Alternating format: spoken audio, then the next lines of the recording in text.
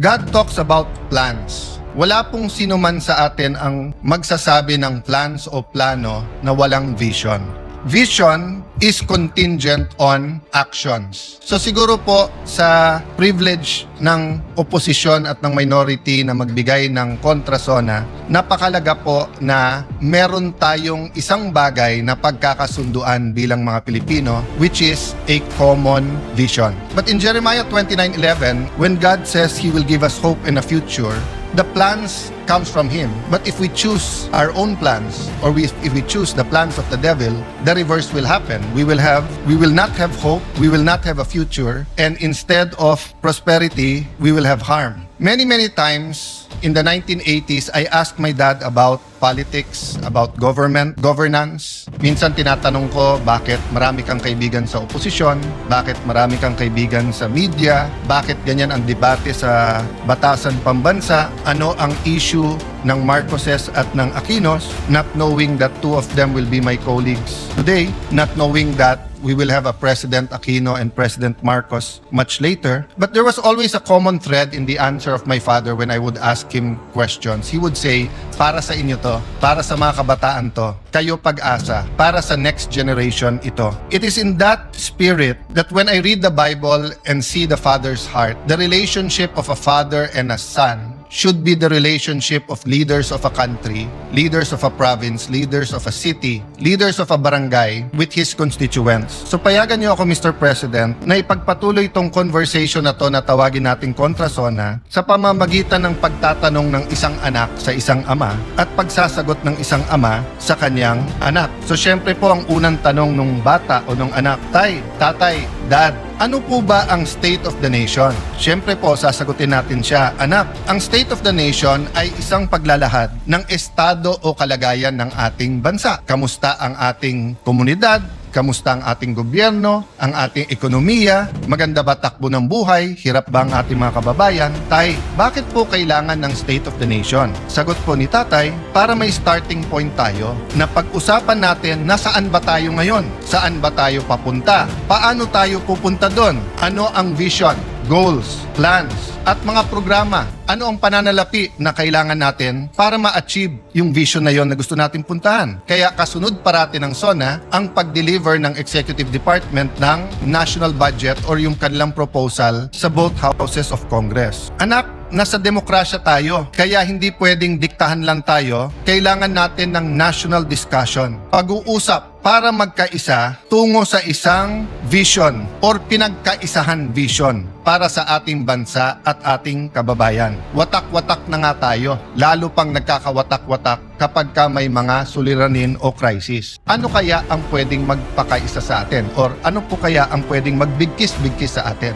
Una po, ang pagmamahal sa Diyos. Pangalawa ho, pagmamahal sa isa't isa. Pero ngayon po, pag binabash natin yung isa't isa, nagagamit na rin ng Diyos, nagagamit din yung pagmamahal sa bayan, pagmamahal sa isa. So may I propose that we work together for a common vision. We will disagree how we get there. We will disagree what to prioritize, how much to put where, how much time to spend on each issue. But if we agree on a common vision, then we have something to truly give the next generation. Tay, ano po ba ang vision? Ano po ba ang goals? Ano po ba ang plans? Vision ay siyang nakikita ng isang leader o na isang community. Ito ay isang kaisipan na kung saan niya gustong dalhin ang kanyang pinamumunuan. Kailangan ng pagkakaisa papunta sa isang vision. I'm reminded of the story told by many people, including Dr. Miles Monroe, of the story of Walt Disney. There was this particular ride that was going to be groundbreaking,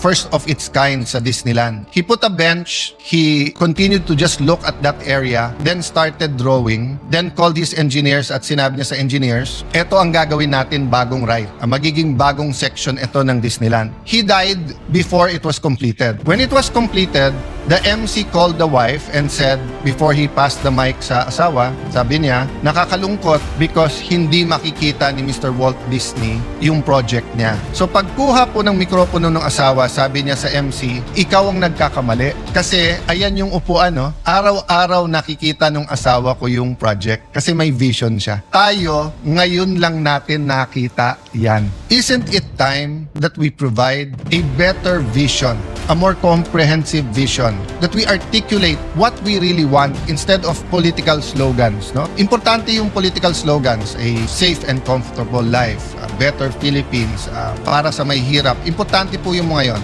Ngunit napaka-importante po na may shared vision tayo. Tay, ano po naman yung mga plano? Ang plano ang sasagot sa mga tanong na paano natin ma-achieve yung vision? Paano tayo makakapunta sa gusto natin paruunan? Ang plano ay dapat may mga goals at ang goals ay dapat nababase sa kakayahan at potensyal. Huwag tayo gagawa ng goals na hindi naman kayang i-achieve dahil pambobola lang yon. Pero wag na din nating maliitin ang ating mga sarili. Wag nating sasabihin okay na yung grade na 75 kung kaya natin ng 80. Wag natin sabihin okay na yung 80 kung kaya natin ng 85. Potential is very important. Para malaman natin ang potential, may proseso ng analysis at comparison. Kailangan natin maikumpara sa tamang paraan ang ating bansa na ikumpara sa mga mauunlad na bansa at sa mga bansa na ka-level natin tulad ng Singapore, Thailand, Vietnam, Malaysia at mga bansa na mas maunlad sa ating katulad ng Japan. Of course, ngayon sasabihin natin Korea, but once upon a time, baliktad yung storya. Balikan po natin yan. Tay, magbigay ka naman ng halimbawa. Anak, tignan nyo yung GDP per capita natin in current dollars. Ng 1970, ang Thailand ay 197.1,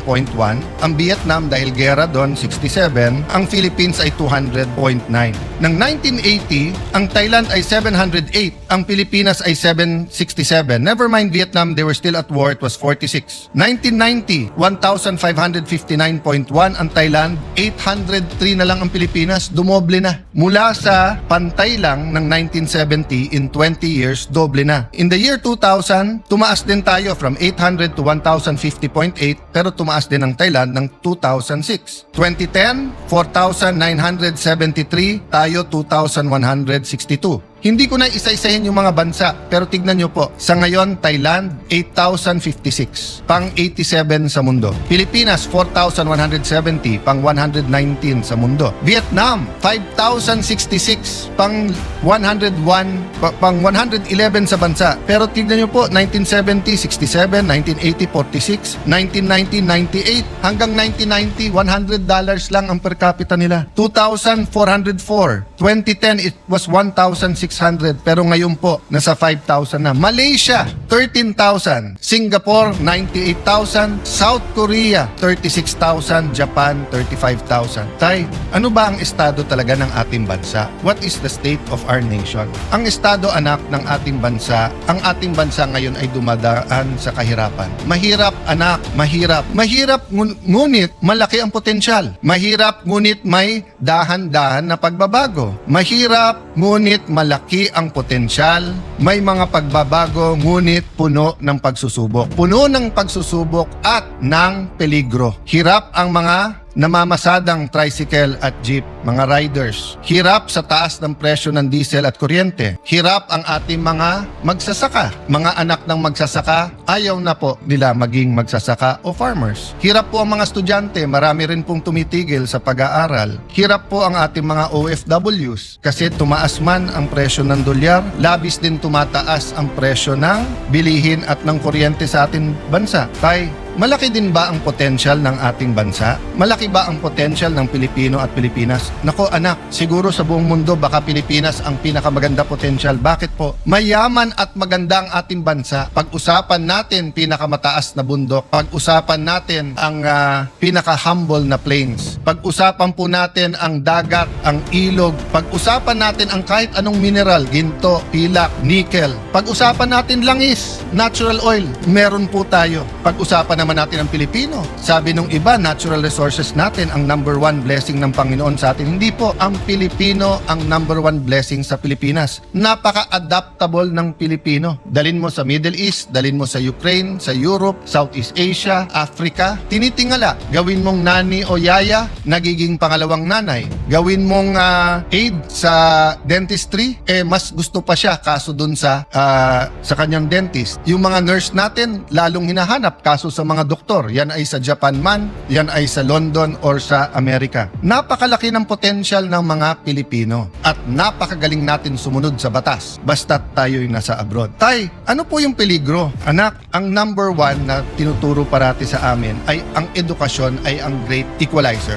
Yung aking ang ama ang sabi sa anak, lahat ng iiwan ko sa inyo, pwedeng mawala, pwedeng mawaldas, pwedeng nakawin, pero ang edukasyon na nakamtam mo, walang pwedeng magnakaw sa iyo yan. Pero bakit ko sinasabing may peligro? Unang-una po, yung sa problema ng pagkabansot or yung pong sinasabing stunting. Sinasabi na hanggang 25% or 1/4 po ng Pilipino ay nasa endangered ng stunting. Naging bisita po ng Pilipinas ang Pangulo ng Singapore at naging privilege po ng Taguig na maging bisita dahil may proyekto po sa ospital ang kanilang isang foundation, ng Temasek, at napakaganda ng mga teknolohiya. Pero nagulat po kami sa speech ng Pangulo ng Singapore. Sabi niya, kasi ito'y isang finance person, magaling sa negosyo, magaling sa finance. Sabi niya, sa lahat ng nakita niya sa gobyerno, ang pinakamalaking return sa tao ng isang bansa ay yung first 1,000 days. Yung simula sa mabuntis hanggang 1,000 days nung bata, sapagkat pag siya'y nabansot at apektado ang kanyang mental and physical growth, apektado din po ang kanyang emotional growth, apektado ang kanyang health. So kahit anong scholarship, kahit anong